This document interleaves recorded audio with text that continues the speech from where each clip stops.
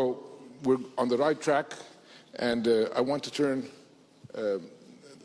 to President Sirisena.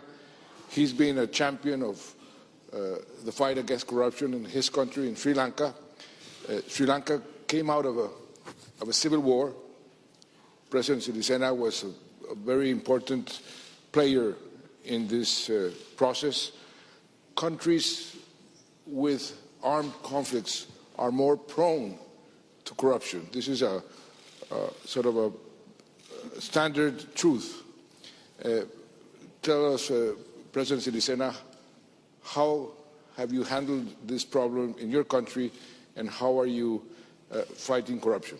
First and foremost, I thank Honorable David Cameron, Prime Minister, for inviting me to attend this major anti-corruption summit in London.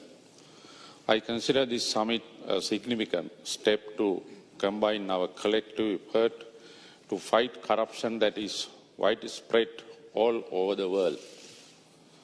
Corruption is one of the factors that promote political violence and other forms of human rights abuses. Sri Lanka went through such a stage during the previous administration. The people reacted strongly against corruption by changing the corrupt administration by the power of the ballot in January 2015 at the presidential election and again at the parliament election in August 2016. The people, acting democratically, got rid of the corrupt leaders and their supporters. The current National Unity Government consists of the two majority political parties in the parliament, one under my leadership and the other led by Prime Minister Honorable Ranil Wickremesinghe. We were elected to office on the policy platform of democracy, good governance and rule of law. Therefore, we consider it our prime duty to root out corruption from the country.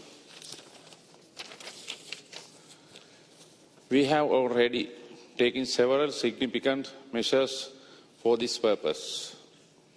I am happy to inform this forum that with introduction of the 19th Amendment to the Constitution, I handed over to the Parliament most of the executive powers of the President, except those powers the Supreme Court decided cannot be transferred. However, even under this limited situation, as a demonstration of my commitment to transparency, accountability and the rule of law and my firm determinations to root out corruption, I established an anti-corruption secretariat, special presidential commissions to investigate.